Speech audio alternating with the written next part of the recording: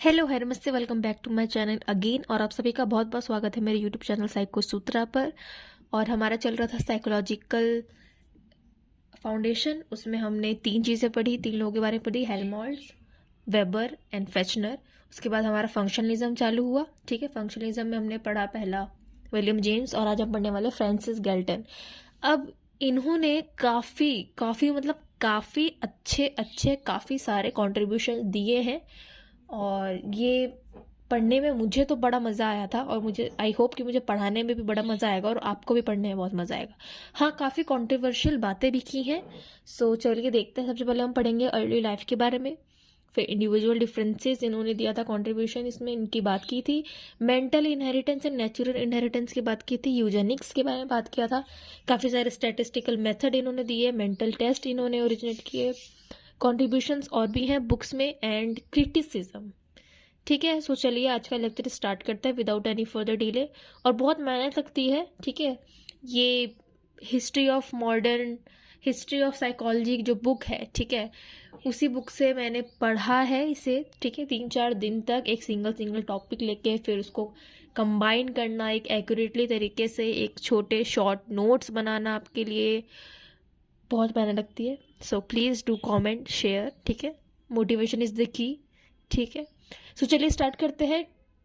Who is Francis Galton. सबसे पहले ये फंक्शनिज्म का पार्ट है। ठीक है, इन्होंने फंक्शनिज्म की बात की है। And he is the father of differential psychology. He is a British polymath. Polymath मतलब इन्होंने काफ़ी सारे काम किए और काफ़ी सारी ये भाषाएं बोल सकते हैं। इन्होंने काम किया है एंथ्रोपोलॉजी में, सोशोलॉजी में, साइकोलॉजी में, स्टैटिस्टिक्स में। ये बहुत ही जाने माने हैं। ठीक है, और ये किस चीज़ में जाने जाते हैं? बिहेवियरल जेनेटिक्स में, मीन्स में, स्टैंडर्ड डेविएशन में, आइसोक्रोन मैप इन्होंने दिया, वेदर मैप, गैल्टन बोर्ड। कहा ना काफ़ी सारे contribution. Galton distribution, anticyclone, Galton Watson process, Galton problems and Galton whistle. Galton believe in the concept of general intelligence and hence he is known for the father of differential psychology.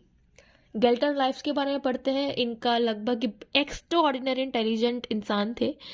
Estimated जो इनका IQ है वो 200 है। काफ़ी इनके novel ideas थे। And ये 9 बच्चों में सबसे यंगेस्ट थे। ये 1822 में बॉर्न हुए थे बिरमिंघम इंग्लैंड में। इनके फादर एक बैंकर थे। अच्छा, Francis was a precocious child who learn quickly. ठीक है, इन्होंने 12 साल में अल्फ़ाबेट जानना शुरुआत कर दिया था। 18 मंथ में ये इंग्लिश और ग्रीक के अल्फ़ाबेट समझ गए थे। 2.5 साल में इन्होंने अपनी पहली बुक ये पढ़ लिया था पूरा बुक। सोचो, 2.5 साल का बच्चा जो ABCD या एक पेज भी नहीं पढ़ पाता, वो पूरी बुक पढ़ लिया था। 5 साल में वो काफ़ी सारे जो होम जो हैं काफ़ी फेमस फिलोसोफर, उनके वर्क्स पढ़ने लग गया था। और 16 साल की उम्र में इन्होंने मेडिकल ट्रेनिंग स्टार्ट कर दी थी। ठीक है, हो गई थी इनके। तो अब सोचो कितने एक्स्ट्रा ऑर्डिनरी इंटेलिजेंट इंसान थे। At the age of 16, his father insisted Galton's begin in medical training at Birmingham में ही जनरल हॉस्पिटल में एज अ फिजिशियन उन्होंने काम स्टार्ट किया। मेडिकल एजुकेशन उन्होंने किया किंग्स कॉलेज में, फिर ट्रिनिटी कॉलेज में, फिर मैथमेटिक्स पढ़े सर आइजैक न्यूटन के अंडर। काफ़ी सारे अचीवमेंट है इनकी करियर और एजुकेशन में। So he couldn't continue his degree due to his mental illness हो गई थी, इसलिए अपनी डिग्री कंप्लीट तो नहीं कर पाए और वो रिटर्न हो गए from the hated study of medicine. फिर इनको मेडल मिला रॉयल जोग्राफिक सोसाइटी में। इन 1850 में इन्होंने ट्रैवलिंग बंद कर दिया। ठीक है, क्योंकि इनकी शादी भी हो गई थी और इनकी हेल्थ भी अच्छी नहीं चल रही थी। लेकिन इसी दौरान इन्होंने एक और बुक लिखा जो आज तक फेमस है, जिस बुक का नाम है the art of travel. Mental restlessness के वजह से देखिए, जो इंसान के अंदर पढ़ने का कीड़ा होता है, अगर उसको आप बोल दो ना कि आपको 1 महीने तक घर पे रहना है, भले मतलब अच्छा आपकी टांग टूट गई है, आपका एक्सीडेंट हो गया, आपको कोई बीमारी है, आपको रेस्ट करना है, वो इंसान नहीं कर पाएगा। अगर आप पेंटर को बोलोगे कि 1 महीने तक पेंटिंग मत करो, आप आराम करो, तो वो नहीं कर पाएगा। दिमाग में कुछ ना कुछ तो खुराफा से क्रिएटिविटी उसमें घूमेगी। तो वैसे ही due to mental restlessness led him to next to meteorology and design of instrument of to plot data for weather map। ठीक है, इनके कज़न एक बहुत फेमस है चार्ल्स डार्विन। ठीक है, जिन्होंने पब्लिश किया था, ओरिजिन ऑफ स्पीसीज। अब इन्होंने बात की इंडिविजुअल डिफरेंसेस में। इन्होंने कहा कि जब बच्चा पैदा होता है तो हर बच्ची का, हर इंसान का एक अलग अलग मेंटल इनहेरिटेंस, मतलब एक इंडिविजुअल डिफरेंसेस होता है in the terms of human capacity. हो सकता है कोई अल्फ़ाबेट जल्दी सीख जाए, कोई 10 दिन लगे किसी को सीखने में, किसी को 1 महीना लगे। ये किसके ऊपर डिपेंड करता है, क्योंकि हर इंसान अलग है। There is a individual differences in human capacities, ठीक है। और ये कहाँ से है, ये मेंटल इनहेरिटेंस है, क्योंकि उनके बैकग्राउंड में देखा जाता है कि अच्छा कि पूरा ही जीनियस का बैकग्राउंड रहा है इनके घर में, तो बच्चा भी हो सकता है जीनियस निकले, ठीक है। ओके,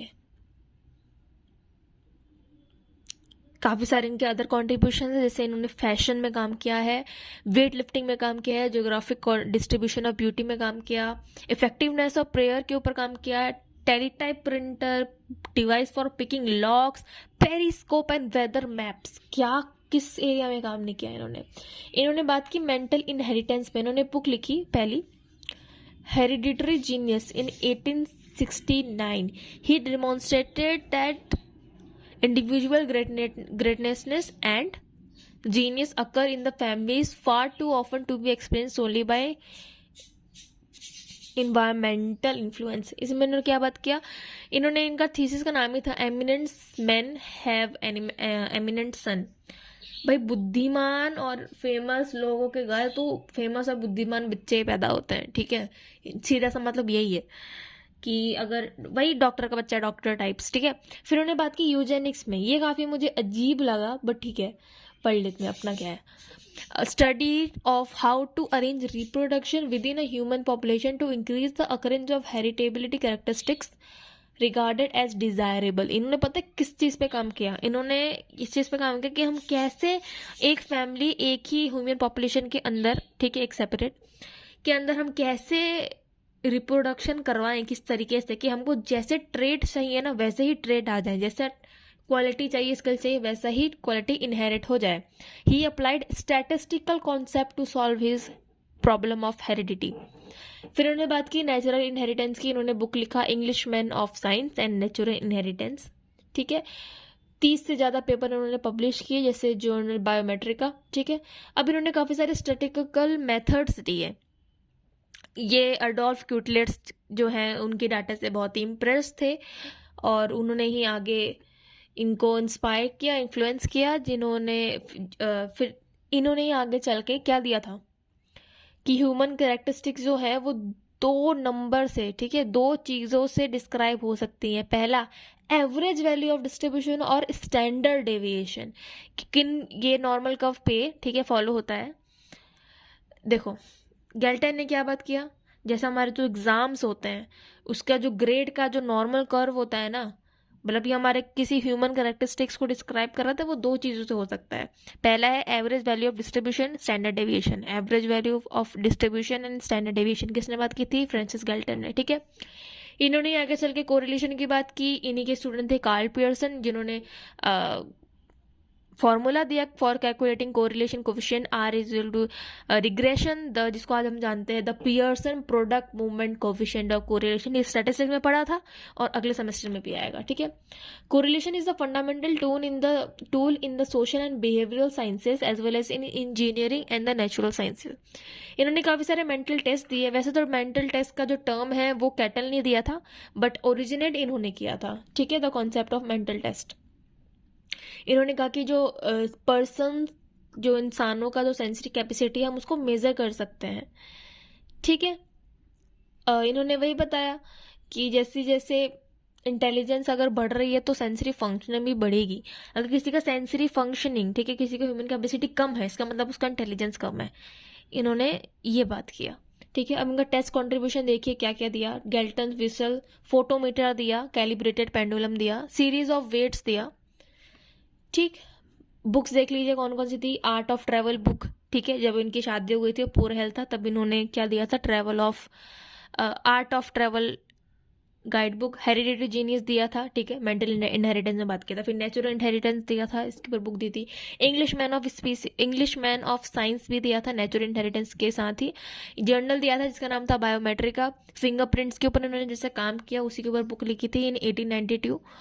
एसेज इन्होंने खूब सारे लिखे यूजेनिक्स पे, ठीक है, inquiries into human faculty and development, और ये इन सब के ऊपर बात की, इन सब के ऊपर इन्होंने राइटिंग्स लिखी हैं, बुक्स लिखी हैं.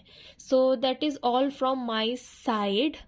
आई होप कि आपको ये short and crisp video exam के लिए बहुत सही है ये, ठीक है. इसी को बड़ा करके अच्छे से करके लिखाना, मार्क्स मिलाएंगे, टेंशन मत लो. All the best for exams, keep studying and please do comment, like and subscribe my channel. Thank you, bye.